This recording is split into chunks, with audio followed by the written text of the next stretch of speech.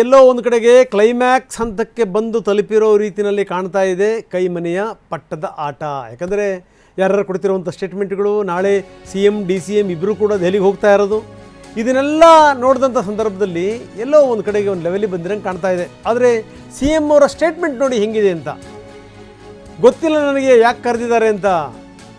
ನಾನು ಹೋಗ್ತಾ ಇದ್ದೀನಿ, ಏನು ಚರ್ಚೆ ಮಾಡ್ತೀರಿ ಸರ್ ಸಭೆಯಲ್ಲಿ, ಅದರ ಬಗ್ಗೆನೂ ಕೂಡ ನನಗೆ ಗೊತ್ತಿಲ್ಲ.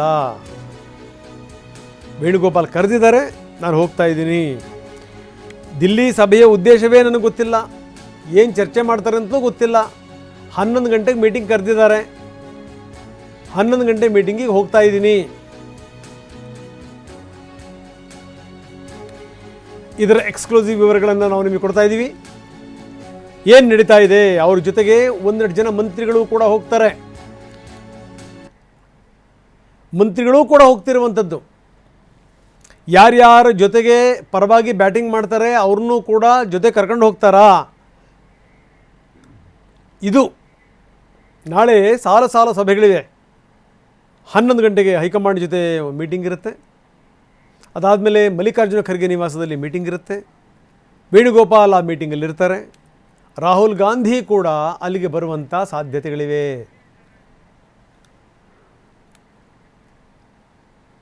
ಒಬ್ಬೊಬ್ಬರ ಮೂಲಗಳು ಒಂದೊಂದು ರೀತಿ ಹೇಳ್ತಾ ಇವೆ. ಒಬ್ಬರು ಹೇಳೋದೇನು ಅಂದರೆ, ಇಲ್ಲ ಇದು ನಾಯಕತ್ವದ ವಿಚಾರಕ್ಕೆ ಸಂಬಂಧಪಟ್ಟಂಗೆ ಅಂತ. ಸಿದ್ದರಾಮಯ್ಯನವರು ಹೇಳಿದ್ದಾರೆ, ದೆಹಲಿಗೆ ಹೋಗಿ ಬರ್ತೀನಿ, ಸಂಪುಟ ಪುನರ್ರಚನೆ ಬಗ್ಗೆ ಪ್ರಸ್ತಾಪ ಮಾಡ್ತೀನಿ. ಇದು ಮಂತ್ರಿಗಳಿಗೆ ಅವ್ರು ಹೇಳಿರುವಂಥ ಮಾತು. ಅಂದರೆ ಪ್ರವಾಸಕ್ಕೂ ಮೊದಲು ಅವರು ಸೀನಿಯರ್ ಮಿನಿಸ್ಟರ್ಗಳ ಜೊತೆಗೆ ಚರ್ಚೆ ಮಾಡಿದ್ದಾರೆ, ಅವ್ರ ಜೊತೆ ಮಾಹಿತಿ ಹಂಚಿಕೊಂಡಿದ್ದಾರೆ. ದೆಹಲಿಗೆ ಹೋಗಿ ಬರ್ತೀನಿ ಅನ್ನುವಂಥ ಮಾತನ್ನು ಕೂಡ ಅವ್ರು ಹೇಳಿದ್ದಾರೆ. ಇವತ್ತು ಸಂಜೆನೇ ಅವರು ದೆಹಲಿಗೆ ಹೋಗ್ತಾರೆ.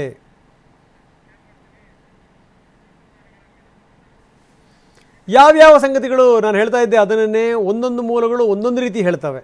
ಸಿದ್ದರಾಮಯ್ಯನವ್ರ ಮೂಲಗಳು, ಇಲ್ಲ ಈ ಮಂತ್ರಿಮಂಡಲ ಪುನರ್ರಚನೆ ಅಥವಾ ಮಂತ್ರಿಮಂಡಲದ ವಿಸ್ತರಣೆ ಅದಕ್ಕೆ ಸಂಬಂಧಪಟ್ಟಂಗೆ ನಾವು ಹೋಗ್ತೀವಿ ಅನ್ನುವಂಥ ಮಾತನ್ನು ಅವ್ರು ಹೇಳ್ತಾರೆ. ಆದರೆ DK ಪರವಾಗಿರುವಂಥ ಬಣ ಹೇಳ್ತಿರುವಂಥದ್ದು ಏನಂದರೆ, ಇಲ್ಲ ಈ ನಾಯಕತ್ವದ ವಿಚಾರಕ್ಕೆ ಸಂಬಂಧಪಟ್ಟಂಗೆ ಒಂದು ಲೆವೆಲ್ಲಿಗೆ ಒಂದು ಹಂತಕ್ಕೆ ಬಂದಿರಂಗೆ ಕಾಣ್ತಾ ಇದೆ, ಹೀಗಾಗಿ ಅದಕ್ಕೆ ಹೋಗ್ತಾ ಇದ್ದಾರೆ ಅಂತ. ಯಾವುದಕ್ಕೆ ಹೋಗ್ತಾ ಇದ್ದಾರೆ ಕ್ಲಾರಿಟಿ ಇಲ್ಲ.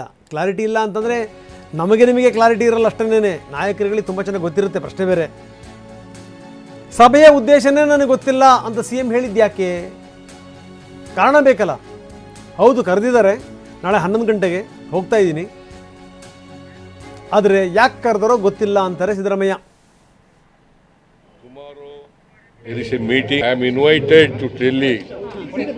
Tomorrow there is a meeting by 11 o'clock. I don't know the subject.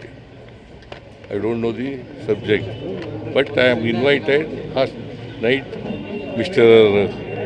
Venugopal called me and intimated me the date and meeting.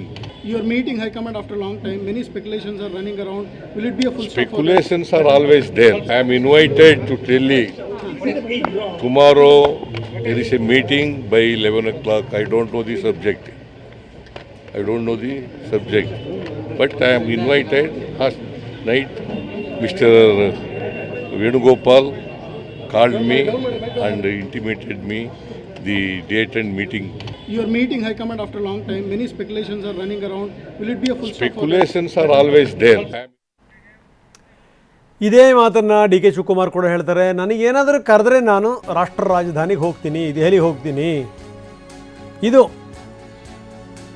ನೋಡಿ, ಮುಖ್ಯಮಂತ್ರಿಗಳು ಹೇಳ್ತಾರೆ, ಕರೆದಿದ್ದಾರೆ, ಯಾಕೆ ಕರೆದಾರೆ ಅಂತ ಗೊತ್ತಿಲ್ಲ, ಹೋಗ್ತಾ ಇದ್ದೀನಿ. DCM ಹೇಳ್ತಾರೆ, ನಾನು ಕರೆದ್ರೆ ಮಾತ್ರ ಡೆಲ್ಲಿಗೆ ಹೋಗ್ತೀನಿ, ನಾಳೆ ಅವ್ರು ಹೋಗೋದು ನಿಜ.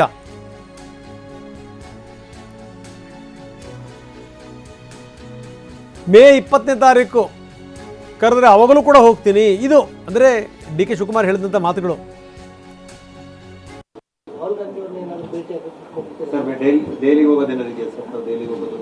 ಕರೆದಾಗ ಹೋಗ್ತೀನಿ, ಕರಿತೀನಿ ಅಂತ ಹೇಳಿದ್ದಾರೆ. ನನಗೆ ಖಂಡಿತ ಹೋಗ್ತೀನಿ. ನಾನು ಪ್ರತ್ಯಕ್ಷ ಆದಷ್ಟು ಬೇಗ ಕೊಡ್ತೀವಿ ಸರ್. ದಿನ ಶುಭ ದಿನ, ನನಗೆ ಶುಭ ದಿನ, ಶುಭ ಗಳಿಗೆ ಶುಭ ಮುಹೂರ್ತ. ಮನೆಯಲ್ಲ ಸರಿ, ನೀವೆಲ್ಲ ಮುಂದೆ ರಾಜ್ಯ ರಾಜಕಾರಣ ನಮ್ಮ ಪಕ್ಷ ಅಧಿಕಾರಕ್ಕೆ ಯಾವ ರೀತಿ ತರಬೇಕು ಅಂತೆಲ್ಲ ಚರ್ಚೆ ಮಾಡ್ಬೇಕಲ್ಲಪ್ಪ. ಕುರ್ಚಿ ಯಾವಾಗ ಅಂತ ಹತ್ರ ಅಷ್ಟೇ ಸರ್, ಬೇರೆ ಏನೇನಾದ್ರು ವಿಚಾರ ಚರ್ಚೆ ಆಯ್ತಾ? ಯಾವಾಗ ಡೇಟ್? ನೀವೇ ಎಲ್ಲ ಸ್ಟೋರಿಗಳು ಮಾಡ್ತಾ ಇದೀರಲ್ಲ, ಮಾಡಿ.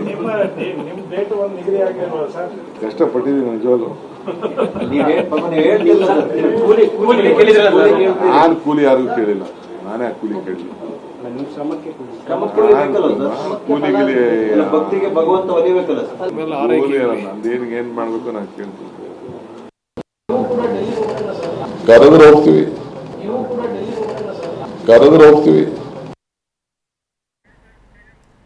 ಸೊ ಇದು ಸಂಗತಿ. ಇದೆಲ್ಲದರ ನಡುವೆ DCM ಕೂಡ ದೆಹಲಿಗೆ ಹೋಗ್ತಾರೆ. ಹೋಗುವಂಥ ಸಾಧ್ಯತೆಗಳು ಕೂಡ ತುಂಬ ನಿಚ್ಚಳವಾಗಿದೆ, ಅದರಲ್ಲಿ ಯಾವುದೇ ಡೌಟ್ ಇಲ್ಲ. ಇದೆಲ್ಲದರ ಜೊತೆಗೆ ಬರೀ CM DCM ಮಾತ್ರ ಅಲ್ಲ, ಒಂದು 5-6 ಜನ ಮಂತ್ರಿಗಳು ಕೂಡ ಹೋಗ್ತಾರೆ.